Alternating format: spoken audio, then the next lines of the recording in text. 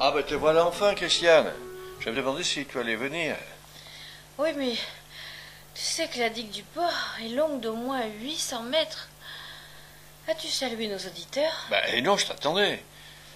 Bonjour donc à tous nos auditeurs. Oui, bonjour à tous. Alors, André, nous allons parler navigation de plaisance, pêche ou ostréiculture, puisque tu nous as donné rendez-vous sur le port d'Arcachon.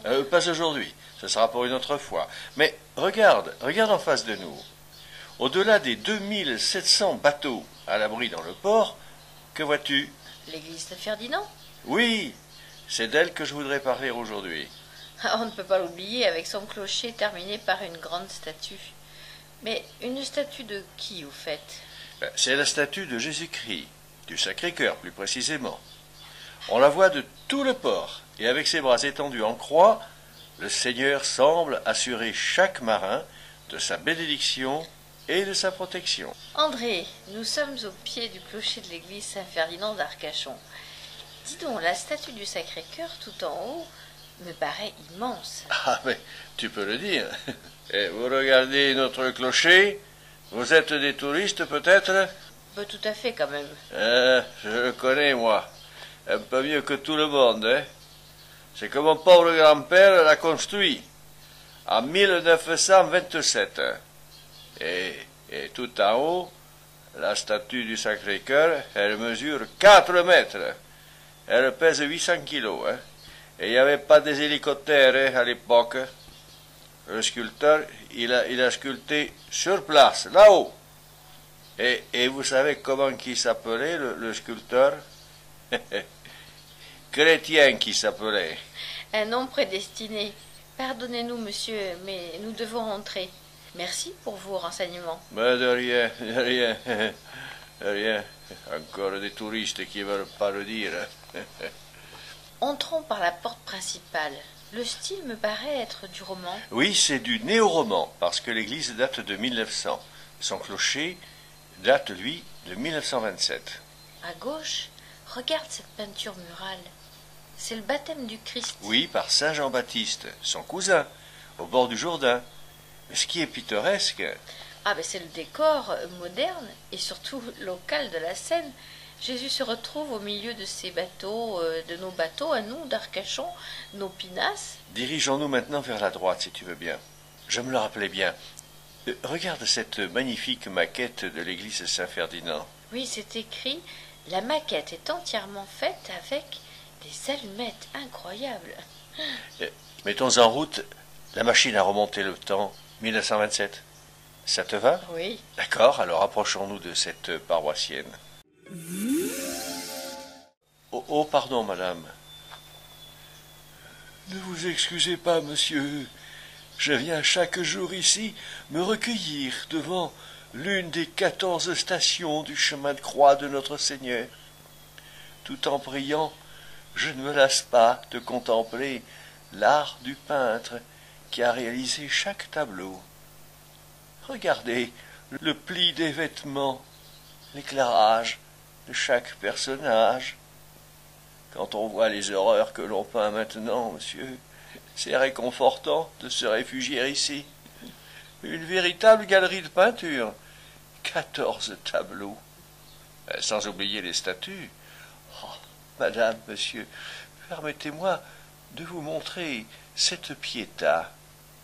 La Vierge Marie soutenant son fils mort, descendu de la croix. Regardez ce visage pathétique de cette mère souffrante. Nous vous remercions de votre complaisance et de vos explications, madame. Nous ne voudrions pas déranger ce monsieur là-bas. Pardon, monsieur, nous ne faisons que passer. Oh, vous ne me dérangez pas. D'ailleurs, je ne sais pas prier. Je passais, je suis venu saluer les anciens marins, comme moi. Regardez cette plaque-là contre le mur. Elle rappelle l'aventure des marins du bassin. On pêchait, nous, au large des côtes africaines sur le bateau de la Baleine, quand une tempête les a fait chavirer. Et on a pu gagner la plage, on a été fait prisonnier par une bande de pillards morts qui voulaient en tirer rançon. Et vous avez pu être délivré? Oh, ben oui, pardine, dès qu'ils ont vu le Cassard, un bateau de guerre français, ils ont vite déguerpi, croyez-moi. Ils n'avaient pas aimé l'odeur de la poudre, les gaillards, hein. Et les braves marins que nous étions, les braves marins du bassin, ils sont revenus sains et saufs comme des héros. Les journaux de la France en ont parlé, alors.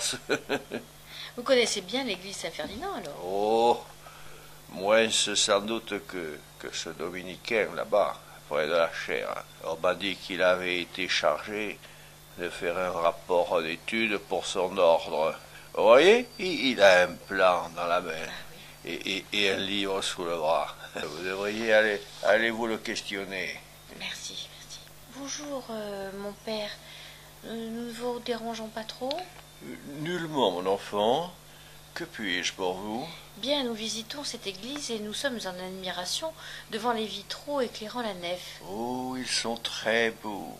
Au-dessus de l'autel central, vous avez reconnu l'ascension de notre Seigneur Jésus-Christ. À gauche, vous avez un autre immense vitrail représentant la Nativité. Jésus, Marie, Joseph, les bergers, l'âne et le bœuf, les anges. Et à droite, lui faisant pendant, l'Assomption. À la fin de sa vie, Marie est enlevée au ciel par des anges. C'est ce que l'on fête le 15 août avec une messe sur la place Thiers, puis un défilé de bateaux bénis par l'archevêque. Et cette statue?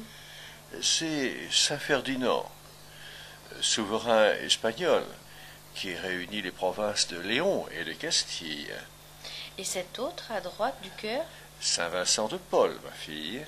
Oh, les voûtes sont claires, lumineuses, faites de briques et de pierres blanches. Oui, et regardez les clés de voûte. Elles rappellent des noms de ceux qui ont participé de près ou de loin à l'édification de cette église. Verrier-Montagnère. C'est le maire de l'époque, André. Mais suivez-moi jusqu'à la sacristie. En chemin, regardez cette trinité, un bronze italien du XVIIe siècle, de toute beauté. Le Christ est encore représenté sur ce crucifix presque grandeur nature sur ce pilier. Ah oui, c'est un Christ hollandais. Curieux, non? Ah oui.